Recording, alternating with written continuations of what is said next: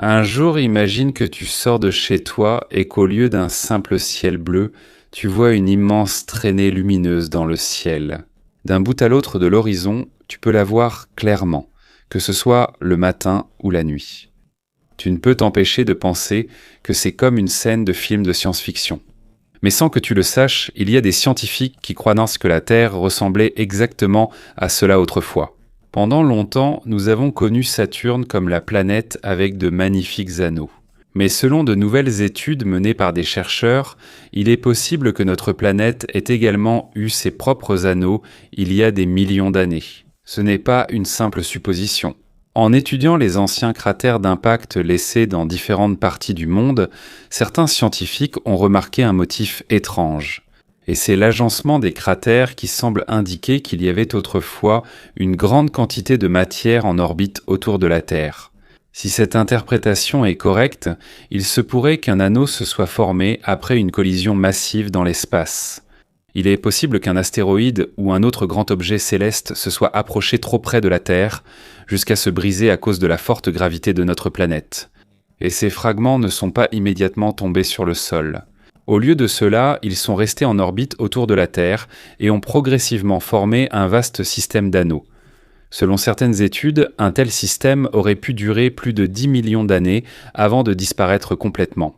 Cela signifie que pendant une très longue période, le ciel avait une apparence très différente de ce que nous voyons aujourd'hui. Si la Terre avait eu des anneaux autrefois, à quoi auraient-ils ressemblé ? C'est ce que nous allons découvrir. Mais avant de commencer, n'oubliez pas d'aimer cette vidéo. C'est très important pour nous, les créateurs de contenu. Merci beaucoup et maintenant commençons.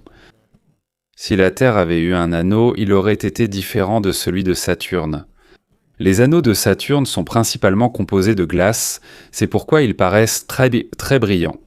Pour la Terre, il est probable qu'ils soient faits de roches et de poussières riches en minéraux silicatés. Comme ces roches ne réfléchissent pas beaucoup la lumière, la couleur des anneaux serait plus terne. Au lieu d'un blanc éclatant, cela ressemblerait davantage à une vaste teinte cendrée, ou à une ligne légèrement rougeâtre suspendue dans le ciel. Et ce que vous verriez dépendrait de votre emplacement sur la planète. Si vous vivez près de l'équateur, cela pourrait simplement ressembler à une fine ligne traversant tout le ciel. Mais plus vous vous éloignez de l'équateur, plus la partie que vous voyez devient large. Dans certains endroits, cela peut ressembler à un immense arc qui couvre une grande partie du ciel. Dans les régions de latitude moyenne, c'est sans doute l'une des vues les plus impressionnantes du ciel.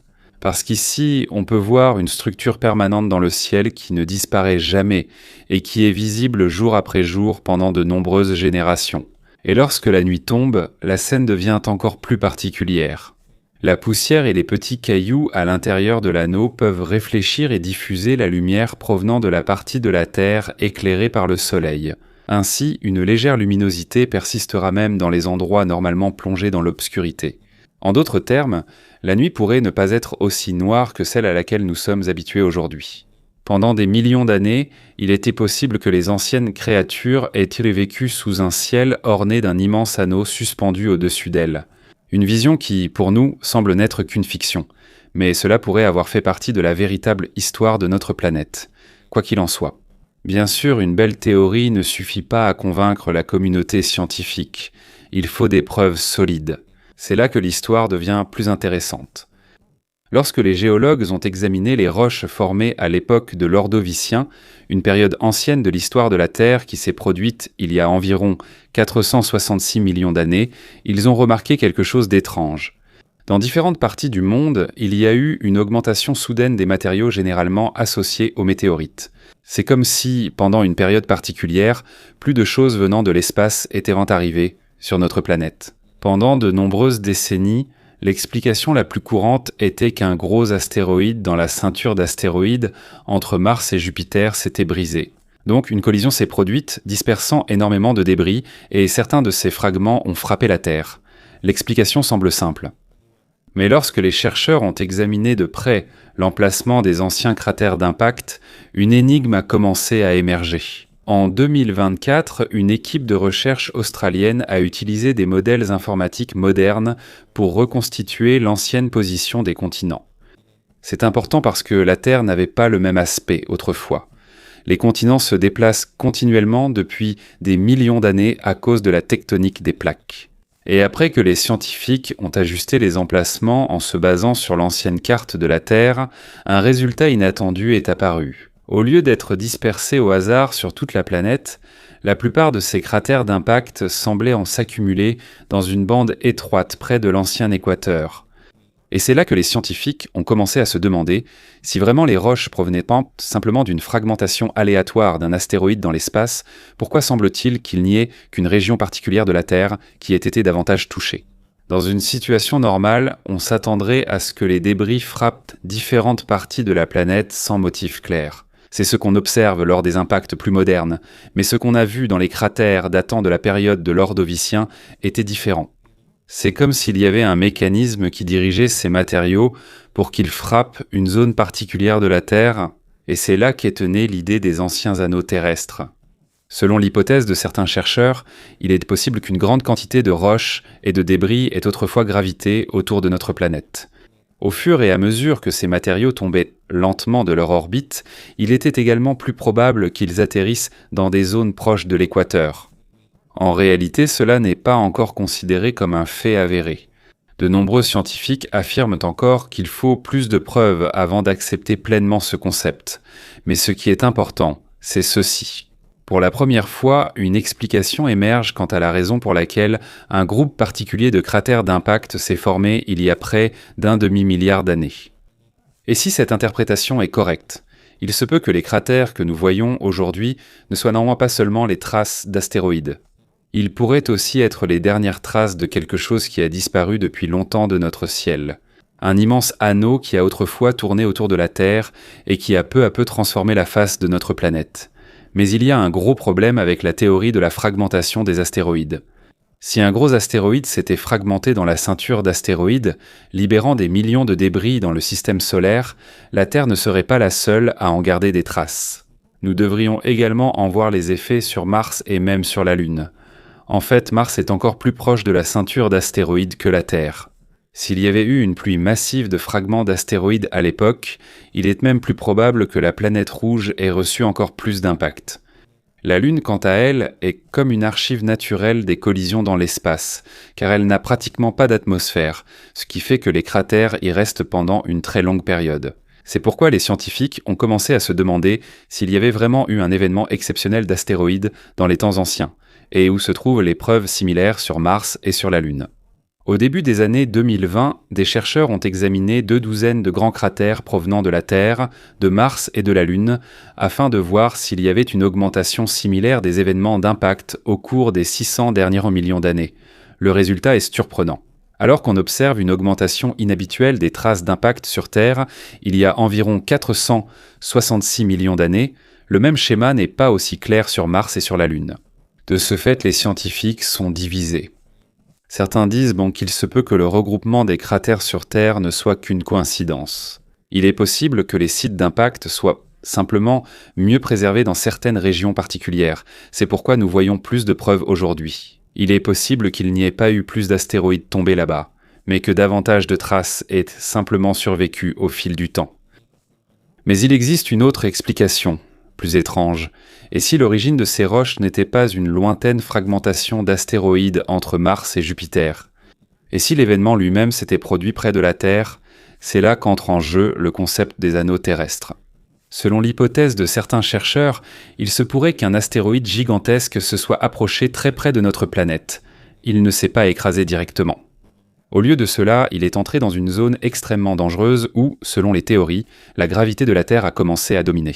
Lorsqu'un objet massif s'approche trop près d'une planète, la force qui l'attire n'est pas uniforme. La Terre exerce une attraction plus forte sur la partie la plus proche de l'objet que sur la partie la plus éloignée. C'est ce qu'on appelle la force de marée. C'est aussi le même principe qui explique pourquoi il y a des marées hautes et basses dans nos océans sous l'influence de la Lune. En général, la propre gravité d'un astéroïde est suffisante pour qu'il reste intact. Mais lorsqu'il s'approche trop près d'une planète, la force de marée peut l'emporter et il peut commencer à se fragmenter. Les scientifiques appellent cela la limite de Roche. C'est la limite à partir de laquelle la gravité de la planète commence à l'emporter sur la capacité d'un objet à rester cohérent. Lorsqu'on dépasse cette limite, l'astéroïde peut se fragmenter en des milliers de morceaux. Et c'est là que commence la partie la plus étrange de l'histoire. Au lieu que les fragments s'échappent immédiatement dans différentes directions dans le système solaire, il est possible que beaucoup d'entre eux soient restés autour de la Terre. Au début, leur mouvement était chaotique. Certains fragments s'approchaient près de la planète, d'autres s'en éloignaient. Il y avait des orbites allongées et irrégulières. Mais avec le temps, ces débris continuaient de se heurter les uns aux autres. À chaque collision, le chaos de leurs orbites diminuait. Peu à peu, ils se sont organisés en des mouvements plus stables, jusqu'à former un large disque circulaire autour de la Terre. Et pourquoi cela s'est-il formé autour de l'équateur ? Parce que notre planète n'est pas un cercle parfait. La Terre est légèrement plus large en son centre qu'au pôle. À cause de cela, la gravité de la planète a un effet petit, mais important sur les débris en rotation. Pendant des millions d'années, ce processus redresse progressivement la direction des fragments jusqu'à ce que presque tous se placent sur le même plan orbital. Le résultat, un immense anneau de roches et de poussière entourant la planète.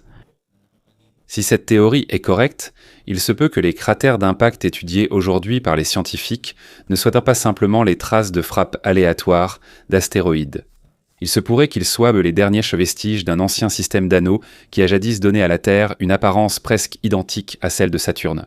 Et ce qui est encore plus surprenant, c'est que la Terre n'est pas la seule planète qui aurait pu avoir un anneau. Certaines études montrent que Mars aurait également pu traverser une telle phase.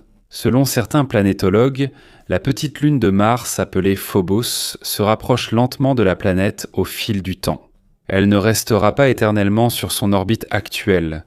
Dans un avenir lointain, il est possible qu'elle s'approche beaucoup trop près de Mars. Lorsque cela se produira, la gravité de la planète pourrait surpasser la structure de la Lune et celle-ci commencera lentement à se désintégrer.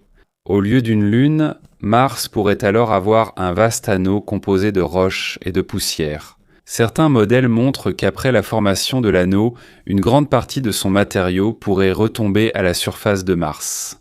Le reste pourrait à nouveau se rassembler pour former de nouvelles lunes. C'est pourquoi certains scientifiques soupçonnent que ce processus s'est produit à plusieurs reprises dans l'histoire de Mars. Et si cela est possible sur la planète rouge, une autre question vient naturellement. Est-ce que cela s'est aussi produit sur Terre ? Actuellement, l'explication la plus largement acceptée concernant l'origine de notre Lune est l'hypothèse de l'impact géant. Selon cette hypothèse, il y a environ 4,5 milliards d'années, une grande protoplanète que les scientifiques appellent généralement Theia est entrée en collision avec la jeune Terre. Cette collision a été extrêmement violente. Une énorme quantité de roches et de débris a été projetée en orbite autour de la Terre. Pendant longtemps, ces matériaux ont tourné autour de la planète. Autour de notre planète, avant de s'assembler et de former la Lune que nous voyons aujourd'hui. Cela signifie que, selon la science planétaire moderne, il y a eu une période dans l'histoire de la Terre où elle était réellement entourée d'une énorme quantité de débris en orbite. Et si cela s'est déjà produit auparavant, il n'est pas impossible qu'une version plus petite de ce processus se soit reproduite des centaines de millions d'années après la formation de la Lune. Mais il y a une autre raison pour laquelle l'idée des anciens anneaux terrestres est importante. Cela n'explique pas seulement les cratères d'impact. Cela pourrait aussi être lié au climat de la planète. Certains chercheurs ont suggéré que si un tel anneau était suffisamment épais, il pourrait partiellement bloquer la lumière du Soleil atteignant la Terre. Cela ne signifie pas que le monde entier deviendrait sombre. Mais même un petit changement dans la quantité d'énergie solaire atteignant la planète pourrait avoir un impact majeur lorsqu'on parle de millions d'années d'événements climatiques. Certaines études examinent la possibilité que cette période soit liée à un refroidissement global extrême qui s'est produit à la fin de la période ordovicienne. Cependant, il est important de noter que cela n'est pas encore considéré comme un fait avéré. Le débat se poursuit toujours au sein de la communauté scientifique sur l'importance du rôle joué par les anneaux possibles par rapport à d'autres facteurs tels que les changements atmosphériques et les processus climatiques naturels. Et si la Terre avait effectivement eu un anneau auparavant, pourquoi n'existe-t-il plus aujourd'hui ? La réponse est simple, il n'y a pas d'anneau permanent dans l'espace. Même les célèbres anneaux de Saturne ne resteront pas éternellement. Dans le cas de la Terre, ils auraient en disparu encore plus rapidement. Alors que les roches et la poussière tournent autour de la planète, elles perdent progressivement de l'énergie à cause de différents effets gravitationnels. Certaines voient leur orbite s'abaisser progressivement. D'autres sont affectés par la partie la plus fine de l'atmosphère. Pendant des millions d'années, ces matériaux retombent lentement vers la planète. La plupart deviennent de la fine poussière, mais de temps en temps, des morceaux plus gros reviennent hors de l'orbite. Imagine la scène si tu avais été là à cette époque. La nuit, tu verrais une traînée lumineuse faisant le tour du ciel. Puis, soudain, une boule de feu flamboyante traverserait le ciel, et une autre, pendant très très longtemps. Pour les anciennes créatures vivant sur Terre, il aurait pu sembler que le ciel lui-même tombait lentement, et les cratères découverts aujourd'hui par les scientifiques pourraient n'être que quelques-unes des rares traces restantes de ce chapitre extraordinaire de l'histoire de notre planète. Une époque où la Terre n'avait pas seulement une lune, mais possédait peut-être aussi son propre anneau visible depuis chaque coin du monde. Mais même si un immense anneau s'est formé autour de la Terre, cela ne signifie pas qu'il resterait là pour toujours. En fait, dès le premier jour de son existence, il a déjà commencé à être détruit par les forces qui agissent à travers tout le système solaire.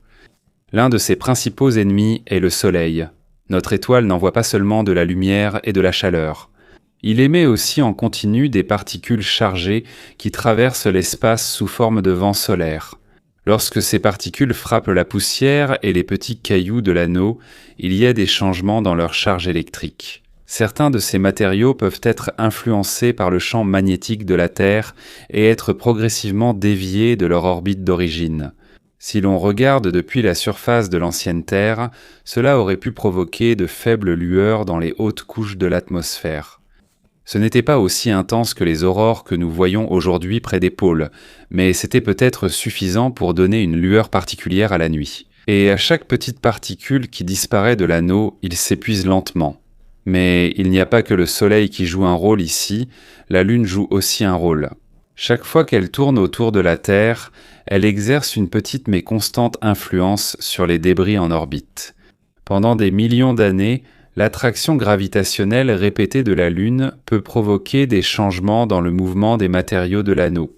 Certaines particules peuvent être éjectées loin de la Terre, tandis que d'autres peuvent être attirées vers l'intérieur. À cause de cela, la forme d'un système d'anneaux ne reste pas stable et parfaite. Il se perce progressivement, s'amincit et finit par s'effondrer. C'est l'une des raisons pour lesquelles certains scientifiques pensent que si la Terre avait eu un anneau pendant la période de l'Ordovicien, il n'aurait probablement pas duré plus de quelques dizaines de millions d'années. Après cela, il a progressivement disparu. Maintenant, pensons à une question plus amusante. Et si la Terre avait encore un anneau à l'époque actuelle ? À première vue, cela semble magnifique, une décoration permanente dans notre ciel, un spectacle qui deviendrait sûrement un symbole de notre planète. Mais en réalité, cela pourrait apporter beaucoup de problèmes. Presque toutes nos technologies modernes dépendent des satellites, de l'Internet GPS, de la prévision météorologique, des télécommunications, des systèmes de navigation pour l'aviation et la navigation maritime. Tout cela dépend des équipements qui orbitent dans l'espace.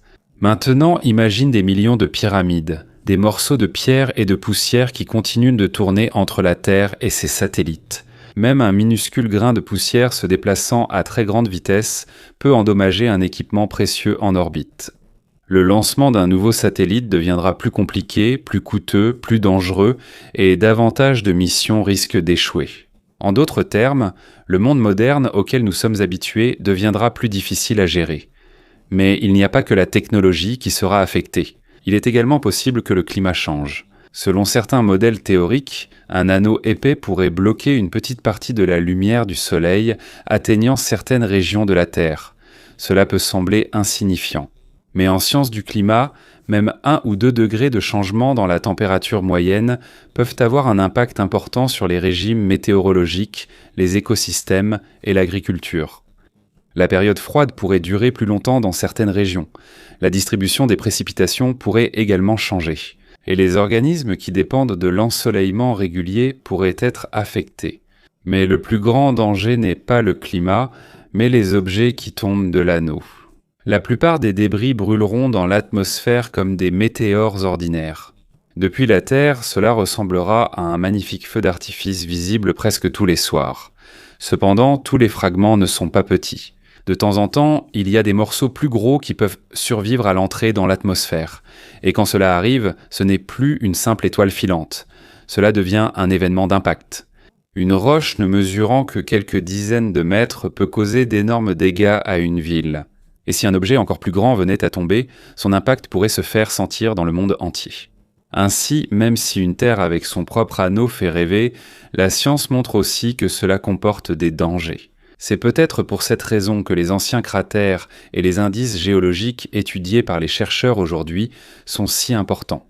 Ils n'essaient pas seulement de découvrir si la Terre a réellement eu un anneau.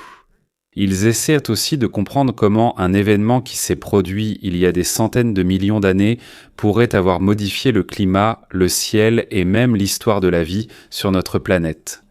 Il y a un autre aspect de la vie qui aurait probablement été très différent si la Terre avait encore un anneau aujourd'hui. Et cela concerne notre façon d'étudier l'univers. Actuellement, nous pouvons envoyer des satellites, des télescopes spatiaux et des sondes robotiques dans différentes parties du système solaire parce que l'espace autour de notre planète est relativement dégagé. Mais imagine si une vaste ceinture de roches et de poussière tournait entre la Terre et une orbite plus élevée. Chaque lancement de fusée deviendrait plus compliqué. Il y aurait plus de risques, plus d'obstacles. Le simple fait de faire sortir un vaisseau spatial de la Terre nécessiterait une synchronisation précise pour éviter les collisions avec les débris. Certains types de communication spatiale pourraient aussi être affectés. Lorsqu'il y a trop de particules en orbite, il peut y avoir des interférences avec certains signaux envoyés et reçus par les équipements dans l'espace. Bien qu'il soit difficile de déterminer l'effet exact sans un véritable système d'anneaux à étudier, il est clair que les opérations seraient plus difficiles qu'elles ne le sont actuellement. Même l'astronomie depuis la Terre pourrait être affectée. Actuellement, les télescopes détectent la lumière extrêmement faible provenant de galaxies lointaines, de nébuleuses et d'autres objets cosmiques. Mais si un anneau permanent reflétant et diffusant la lumière existait dans le ciel, l'arrière-plan nocturne pourrait devenir plus lumineux. Quand le ciel est plus lumineux, il devient plus difficile d'observer les objets très lointains et faibles. D'un autre côté, le paysage nocturne serait encore plus impressionnant. D'un autre côté, il se peut que nous ayons découvert plus lentement certains des secrets les plus importants de l'univers. Peut-être que l'histoire de la science aurait pris un autre cours. Il est possible que nous ayons mis plus de temps à comprendre la véritable étendue de l'univers. Il est aussi possible que nous ayons eu plus de difficultés à étudier les étoiles, les galaxies et les autres planètes. Et c'est ici que la question devient encore plus passionnante. Nul ne peut affirmer avec certitude si la possibilité que la Terre ait de nouveau des anneaux a totalement disparu, aucun scientifique ne peut l'assurer. Mais selon certains chercheurs planétaires, les systèmes d'anneaux ne sont pas des phénomènes rares dans l'univers. Dans les bonnes conditions, ils peuvent se former à partir de collisions, de la destruction de lunes ou d'astéroïdes qui se sont approchés trop près d'une planète. Cela signifie que même si nous n'en voyons pas actuellement, cela ne veut pas dire qu'il est impossible que cela se produise à nouveau dans un avenir très lointain. Bien sûr, si cela devait arriver, nous ne serions plus là pour en être témoins. De nombreuses générations futures ne le verraient pas non plus. Mais c'est l'une des plus belles parties de la science. Même si nous n'avons pas vu directement le passé, nous sommes capables de reconstituer l'histoire à partir des traces laissées dans la pierre, le sol et l'univers. À partir de quelques anciens cratères, de signatures chimiques particulières et de modèles informatiques modernes, les scientifiques parviennent à reconstituer l'image d'un monde disparu depuis longtemps. Une Terre qui aurait pu avoir un ciel différent, une Terre qui aurait pu avoir son propre anneau. Et même si cette idée n'a pas encore été entièrement prouvée, elle montre à quel point il y a encore beaucoup de choses que nous ignorons sur l'histoire de notre planète. Car si les nouvelles études sont correctes, il se peut que pendant des millions d'années, les créatures qui vivaient avant l'apparition de l'homme aient levé les yeux vers un paysage que nous ne reverrons jamais. Un immense anneau entourait la Terre et a peu à peu disparu, jusqu'à ne devenir qu'une partie des mystères que la science moderne tente de résoudre aujourd'hui.